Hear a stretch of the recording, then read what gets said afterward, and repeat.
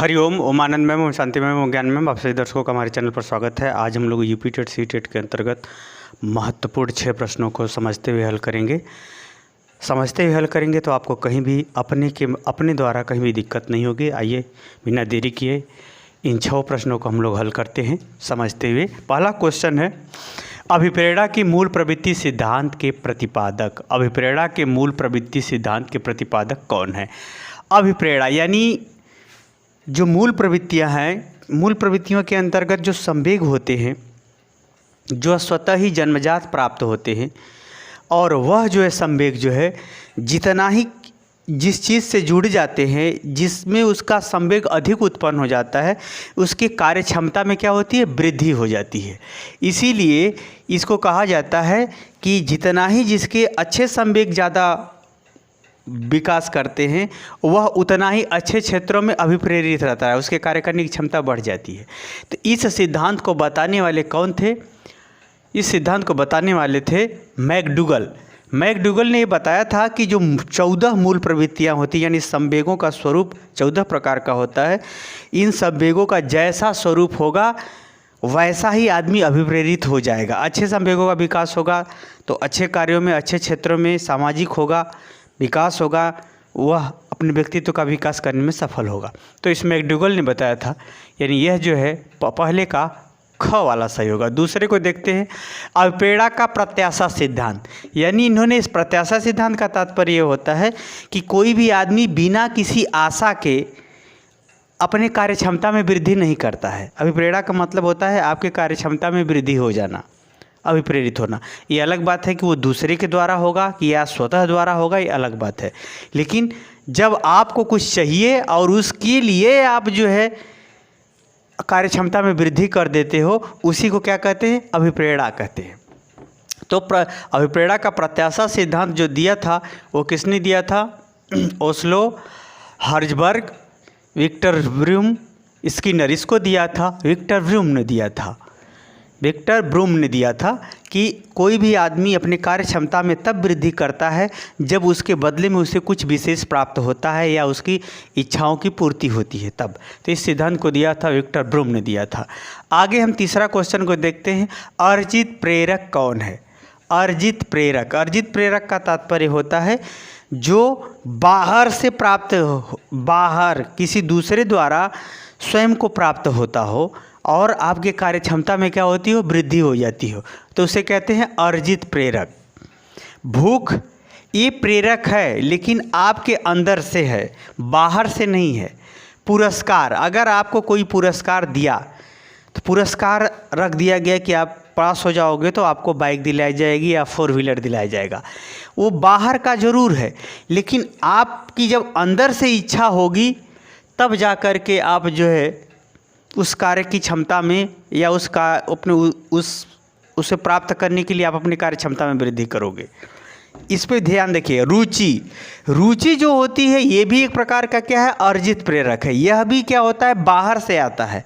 जैसे आपकी जो रुचि भोजन में है या पढ़ाई लिखाई में या अन्य क्षेत्रों में है, तो यह रुचि क्या आप जन्मजात लेके आए थे? नहीं। जैसा आपको संस्कार मिला, जैसा सोच मिला, जैसा समझ मिला, जैसा ज्ञान मिला, समाज द्वारा जैसा मिला, वैसा आप जो है अपने आप को उस क्षेत्र में प्रेरणा प्राप्त करके आगे बढ़ गए। ये भी एक प्रकार का अर्जित प्रेरक है। आगे चलते विश्राम जैसे आप लेटे हैं तो वह विश्राम नहीं कहा जाएगा। जब तक आपको थकान न हो, आप स्वयं विश्राम करने की इच्छा न रखते हो, तब तक उस सोने का विशेष मतलब नहीं होता। तो यह भी जो है विश्राम भी नहीं होगा अर्जित प्रेरक, क्योंकि वह अंदर से आपको आराम की जब तक इच्छा नहीं तब तक नहीं। भूख नहीं होगा। अब समस्या उत्पन्न हो रही यहाँ पर पुरस्कार में और रुचि में। देखिए, अगर कोई लाख आपको पुरस्कार दे, जैसे है कि जो टॉप करेगा उसे जो है राष्ट्रपति का अवार्ड मिलेगा, यह बाहरी है, बाहर की तरफ से उसे। लेकिन टॉप कौन कर पाएगा, कौन नहीं कर पाएगा, उसके लिए कौन पढ़ेगा, कौन नहीं पढ़ेगा, वह उसके व्यक्तिगत इच्छा पर निर्भर करती है। तो इसीलिए पुरस्कार भी अर्जित प्रेरक नहीं होगा। अब रह गई रुचि। जैसा जिसकी रुचि जिसमें उत्पन्न होगी, क्योंकि जैसे अच्छा टीचर है तो उस विषय में आपको रुचि उत्पन्न हो गई, तो आप वह विषय आराम से समझ लेते हो, आराम से क्वेश्चन हल कर लेते हो। तो यह जो योग्यता क्षमता आई है, यह जो आपको प्रेरणा उत्पन्न हुई है, अपने से नहीं दूसरे के माध्यम से उत्पन्न हुई है। क्योंकि अगर सामने वाला नहीं पढ़ाता तो आप पढ़ने में या उस विषय को विशेष रूप से जानने में असफल हो जाते। तो यहाँ पर जो है अर्जित प्रेरक में जो रुचि वाला ऑप्शन है ये ज़्यादा बेस्ट होगा। पुरस्कार की तुलना में रुचि ज़्यादा व्यवस्थित और व्यापक है, इसीलिए तीसरे का ग सही है। चौथा क्वेश्चन देखते हैं। संवेग व्यक्ति की उत्तेजित दशा है, यह किसने कहा था? संवेग व्यक्ति की उत्तेजित दशा है, इसको कहा था वुडवर्थ ने। कहा कि जो आदमी के अंदर संवेग होते हैं, जैसे काम, क्रोध, लोभ, भय, ईर्ष्या, डर, जो भी है, जो संवेग होते हैं, यह संवेग क्या करते हैं? व्यक्ति को उत्तेजित करते हैं।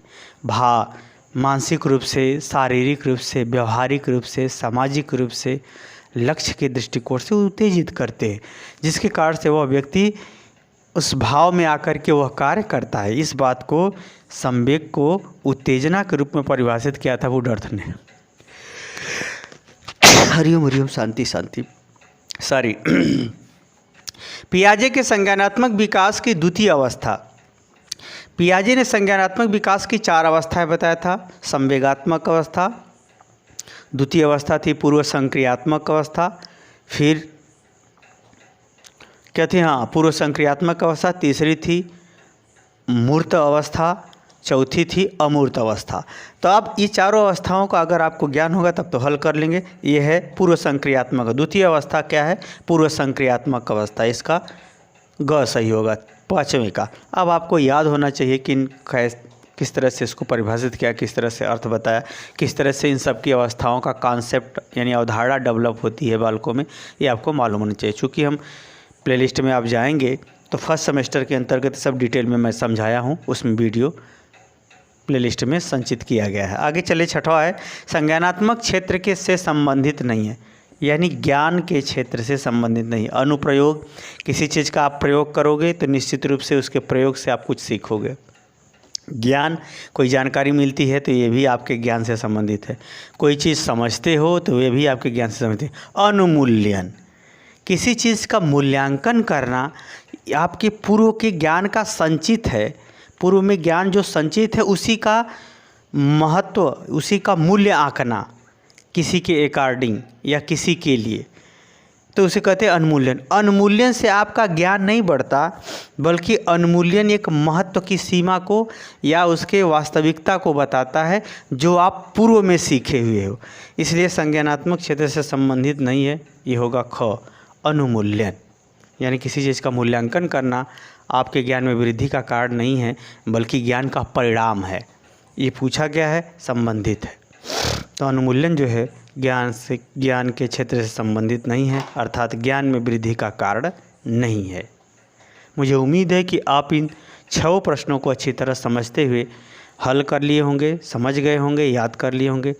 तो कृपया अच्छा लगा हो तो कमेंट बॉक्स में ज़रूर बताइए। साथ ही मेरे चैनल को लाइक शेयर सब्सक्राइब कीजिए। हरिओम।